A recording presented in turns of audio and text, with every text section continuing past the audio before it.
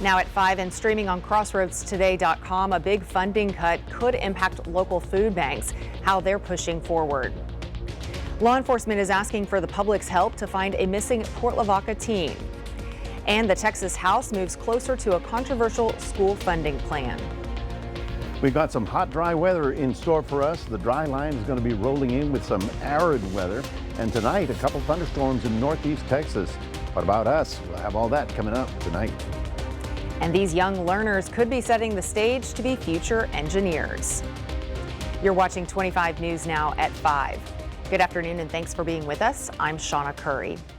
Nearly $1 billion in funding to support schools and local food banks has been cut. 25 News Now reporter Ray Mosley joins us with more on how this could impact local efforts to feed those in need. Ray.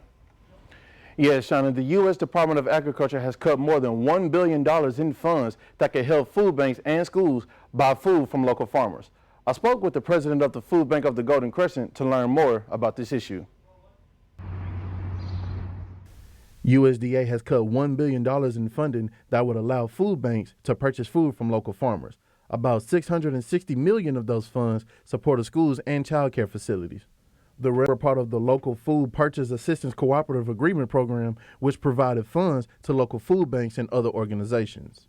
Locally, the president of the Food Bank of the Golden Crescent, Robin Cato, says the food bank had to apply for the grant and she wasn't expecting to budget any of these funds for operating expenses. We're going to provide for those in need. Like our mission here is helping heal the heart of hunger. We'll continue doing that regardless of what happens. The Food Bank of the Golden Crescent serves 11 counties and provides food assistance to over 40,000 people a month. Between 2023 and 2024, there was an increase of 2 million pounds of food distributed across 11 counties. We're still seeing the increase, and we'll continue to see that until, groceries level out.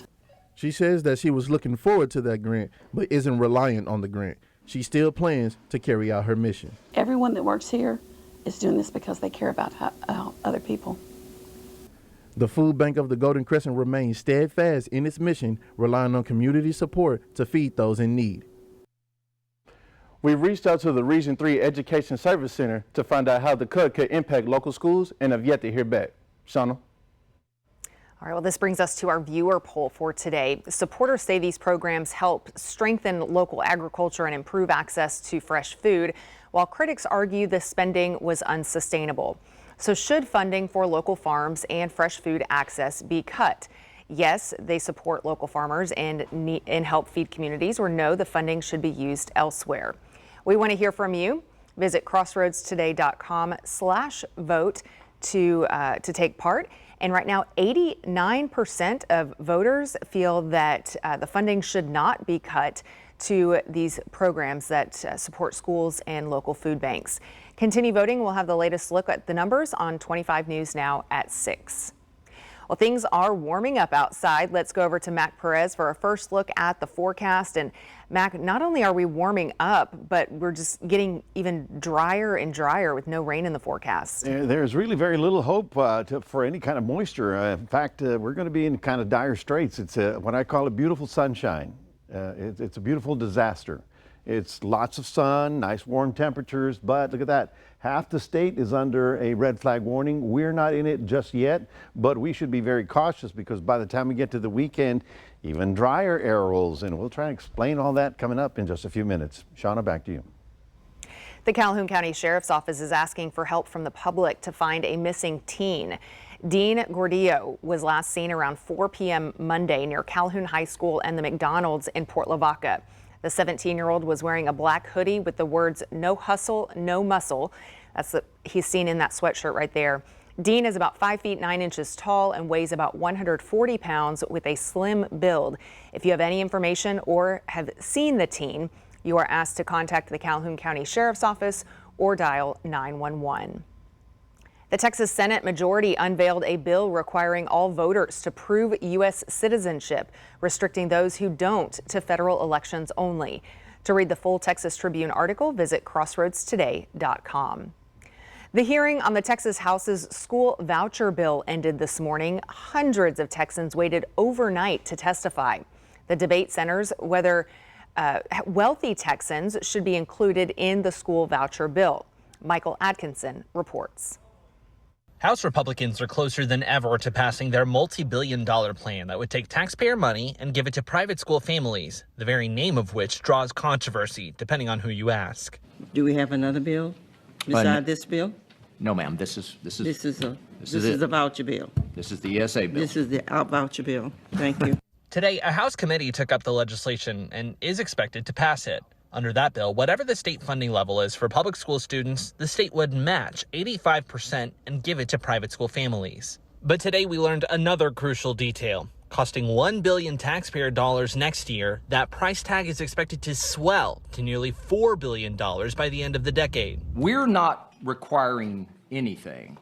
It is the parent that will be the decision maker and will drive the services that they engage in with a private school. Governor Greg Abbott says one crucial difference this time around is the Speaker of the House. With Dustin Burrows, we have a speaker for the first time who's supporting school choice. Under House Speaker Dustin Burrows, House Bill 3 already has more than 75 legislators signed on as co-authors, not even including Burrows' vote. That's enough to pass the bill in the Texas House, something lawmakers never came close to doing last session. Competition does make everything stronger and better, and this will not only help parents, it will make public education stronger because of competition in it. Public school advocates, though, are still pushing back. We will not accept the defunding of our neighborhood schools without a fight. Speaking with reporters after the hearing, Democrats tell us they're still not finished. Is there a strategy moving forward for what you guys are going to do to address the fact that there is majority support and stop the bill from passing? So right now we have a introduced version of the bill. Even the chairman, the author of the bill, has admitted that bill will change throughout this process. So you've got some members who have signed on to this initial draft of the bill. Engineering is not something that you would typically see in a preschool classroom, but one program in Southlake, Texas is changing that.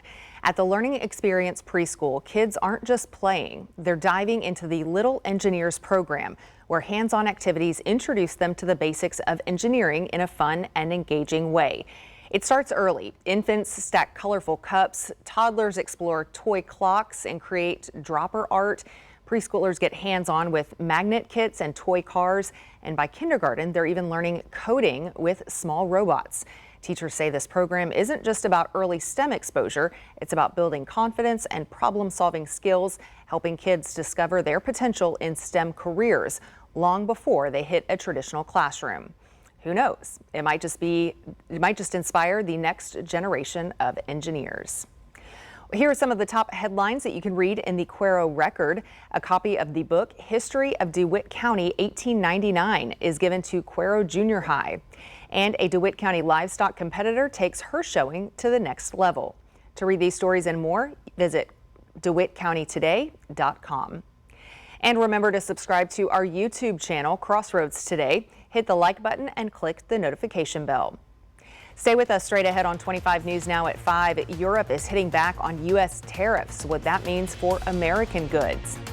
And a detained student's case is causing a stir, why it could set a new precedent.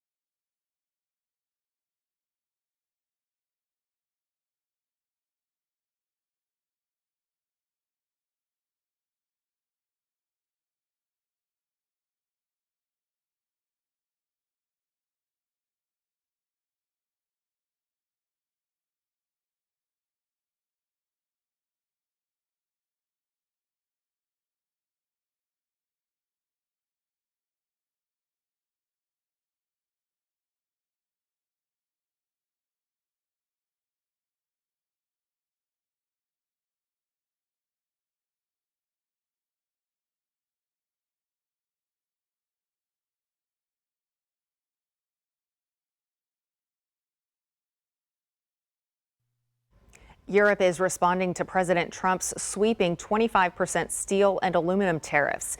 The European Union responded to the tariffs with countermeasures on up to $28 billion worth of American exports. On the list, boats, bourbon, and motorcycles. The tariffs will begin in April. EU leaders call the tariffs by America unjustified and say the countermeasures will be swift and proportionate.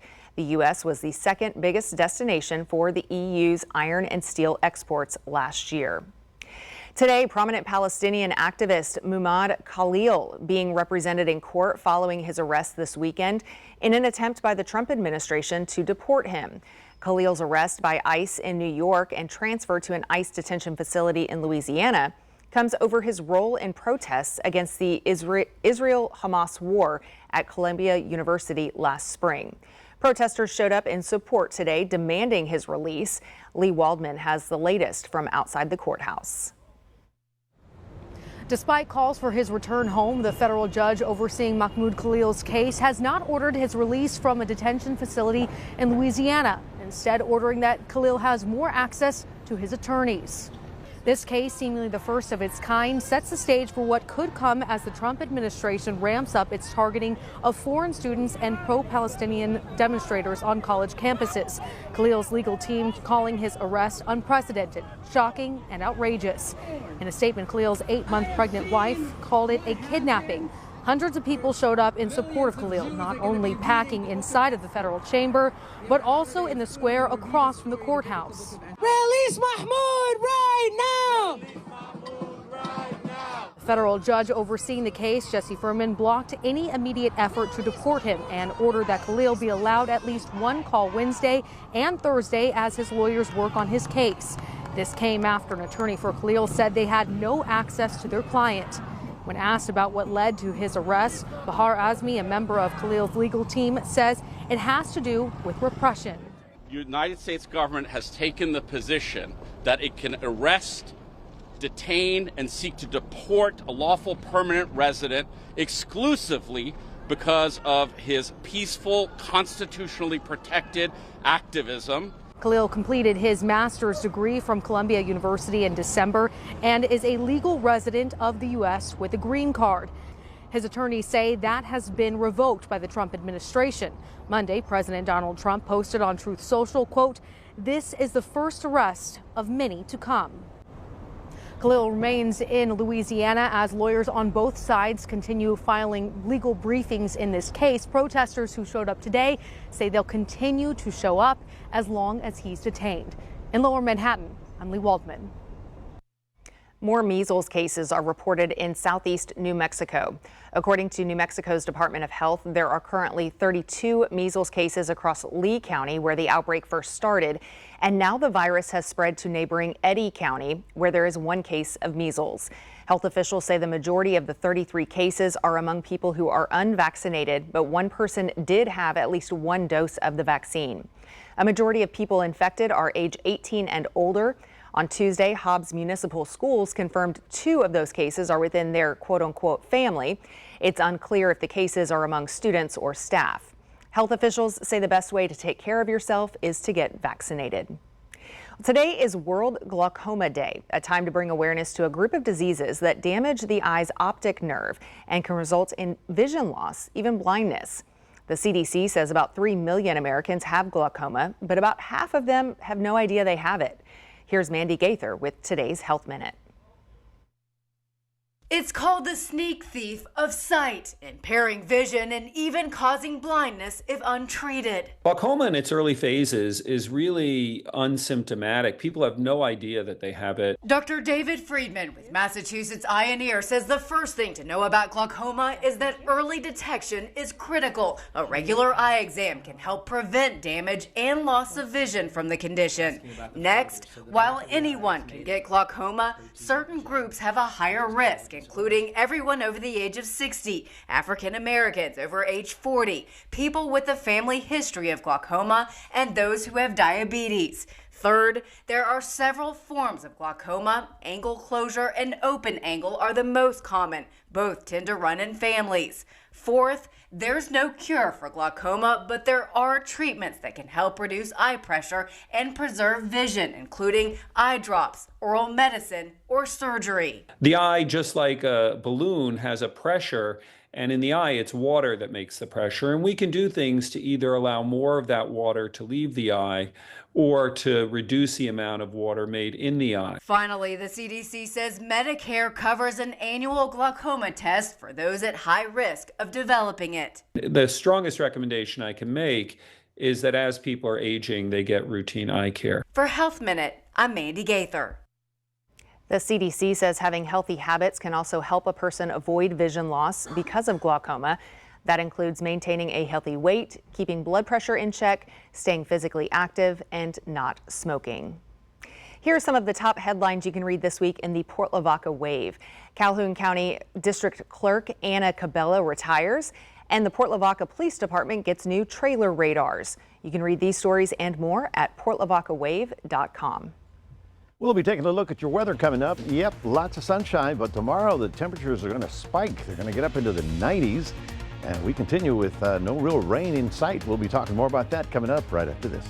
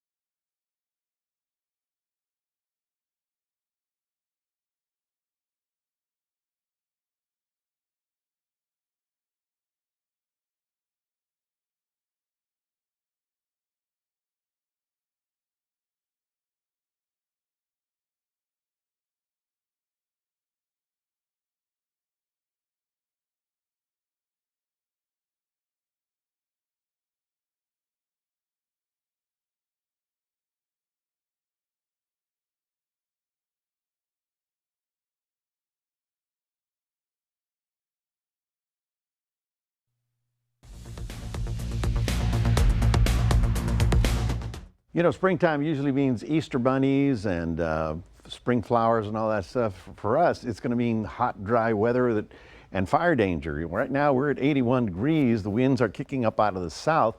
We managed to get up to 84 as expected, but tomorrow that's going to jump up to about 92 as a high temperature. Let me tell you, there's a lot of excitement going on in the weather world. Now, here we are, and you can see it's fairly quiet, but just to the north of us, here's I-10, right?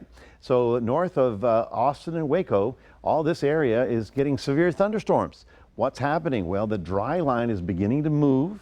It moves in the afternoon hours toward the coast, and you can imagine the Gulf air going this way, dry line coming this way, and boom, you have a line of storms that are affecting that part of the country. Now, these can get severe, and so it's a big concern, but that is going to stay north of our area. We don't have to worry about that, but the tail end of it will sort of drift through here, and behind this is just very interesting. Behind this, we've got humidities down into the single digits. We're looking at 5-10 degrees humidity, and out in the plains area up here towards San Angelo, they've got dust storms with 40-mile-an-hour winds, so it's a little bit of everything going crazy on you. Now, here's, of course, our neighborhood, Crossroads. We're not really in that yet. And you can see right about here that the counties from San Antonio out west are all under red flag warning. It's extremely dry over here. You're thinking, well, it's dry here. No, this is dry. And I'm going to show you in a second what's going on. Now, whether or not we have a red flag warning, we should all be very careful. You know, yesterday, I believe, we had 2 wildfires down in Calhoun County. We don't want to see that again. And so do be cautious with anything that looks like flame. Now, this is the humidity map right now. And you can see, you know, we're in the 50%, 58%, 46%, basically more humid as you go down to the coast, right? Because the coast is where the water is. And then I'm going to broaden up to this. You can see that in Nixon, they're down to 28%, 18% humidity, 5% humidity in the Del Rio area.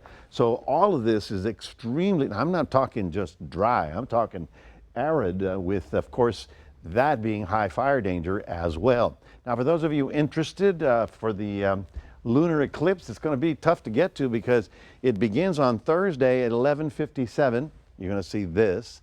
And then totality is at 2 a.m. You're going to see that.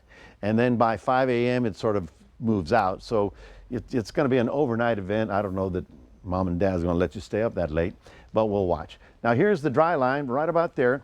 You can see how the thunderstorms are kicking up right ahead of it, right there.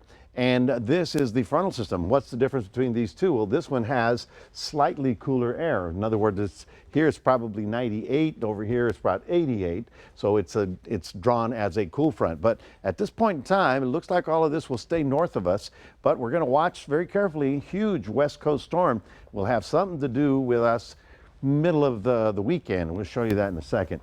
Looks like a lot of sun tomorrow and a high of 85 in Port Lavaca, up to 91 in Cuero. It's going to be warm, but very, very dry. And it's Friday night when this frontal system comes in. We've got alert days for high fire danger, but this Saturday and Sunday we may have to increase the alerts because of continuing very hot, dry winds. That's your 7-day forecast, reminding everybody we do have a QR code. Love for you to scan that, put Crossroads a day on your phone. Here's Shawna. Still to come on 25 News now at 5, $1 billion in tax refunds are waiting, but time is running out to claim your share.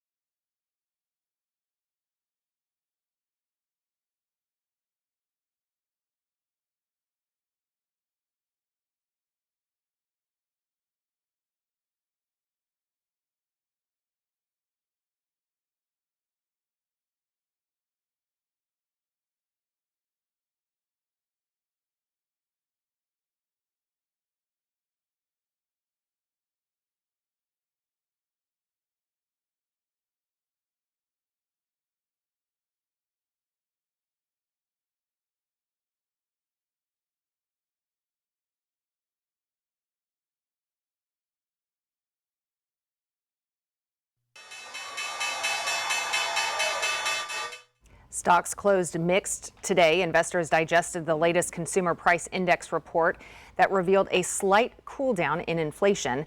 Meanwhile, traders continue to watch the Trump administration's tariff policy. At the closing of Wall Street, the Dow lost 83 points, the S&P 500 gained 27 points, and the Nasdaq gained 212 points. Oil is up $1.44 to $67.69 per barrel.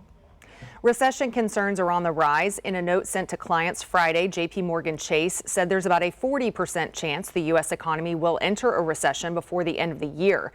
That's a 10% hike from what economists there had forecast in January. They say the Trump administration's actions, including its trade war and federal job cuts, are among the factors causing the increase.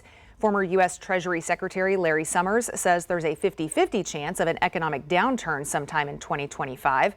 Goldman Sachs is a little more optimistic. Officials there say the nation only has a 20% chance of a recession.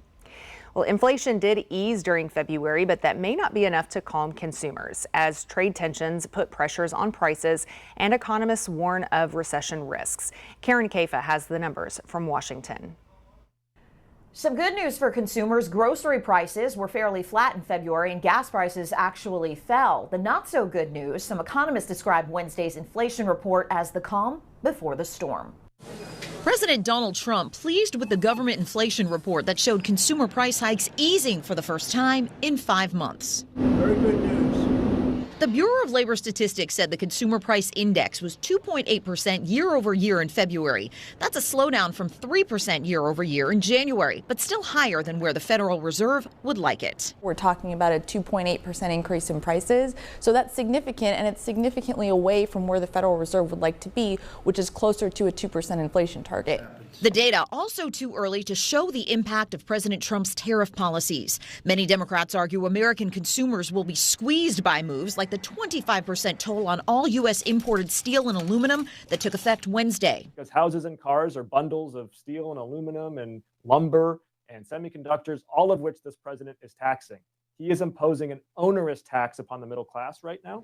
Wednesday's tariffs were met with swift retaliation from Canada and Europe, fueling trade war fears among businesses and consumers and prompting some economists to warn recession odds are rising. You know, the economy is strong. It came into the year doing very well, but it can't digest the kind of tariffs that we're talking about here. Walmart, Target, Delta, and American Airlines are among major companies that say they've seen pullbacks in U.S. consumer spending this year. In focus with Wednesday's inflation report, the price of eggs. Egg prices increased again in February, though at a slower pace than they did in January. Still, the price of eggs is up about 60% year over year. The entire inflation report, as well as the government's jobs report that released last Friday, food for thought for the Federal Reserve as they make their next decision on interest rates next week. In Washington, I'm Karen Kafa. The IRS says upwards of $1 billion in refunds for tax year 2021 remain unclaimed, and the deadline to claim them is right around the corner. According to the agency's website, more than 1.1 million taxpayers across the U.S. have unclaimed refunds from 2021. The deadline to submit tax returns is April 15th. The IRS says the median refund amount is an estimated $781 for 2021. By law, taxpayers usually have 3 years to file and claim their tax refunds. Otherwise, the money becomes property of the U.S. Treasury. Well, coming up next, something you don't want to miss. What TSA found stuffed in a traveler's pants has people shell-shocked.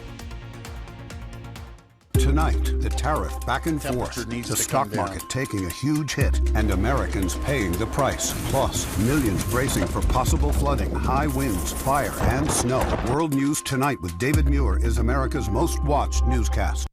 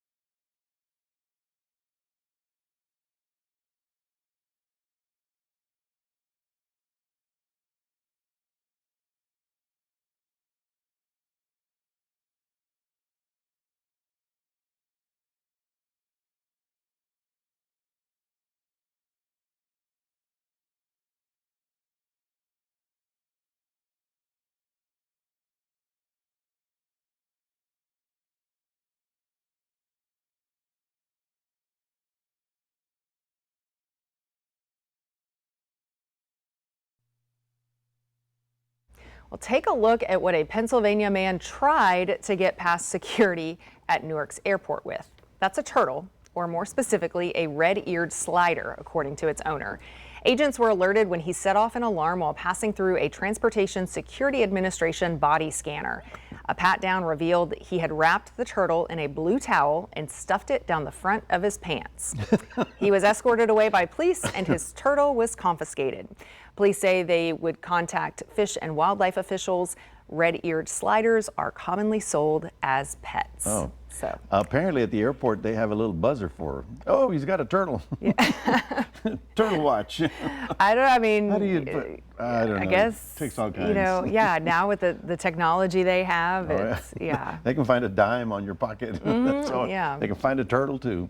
Anyway, folks, the story is that we're going to be very hot and very dry, and I'm telling you, we're 20, 25 degrees above where we're supposed to be in March. We're looking at arid, very dry weather coming in. Tomorrow we're looking at the 90s and then the 90s again on Friday. We've called an alert day because we have a high fire danger, so do be very cautious. Saturday, that front knocks the temperature down about 8 degrees, but it gives us more dry air, and there's really no rain in sight through 7 days. All right, so very warm. We're not under a burn ban here in Victoria County, but still. Be very careful. Yeah. Be very careful. Very dry. Mm-hmm. So. All right, well, thank you for being with us. Our next newscast is in 30 minutes after World News Now with David Muir. We'll see you back at 6.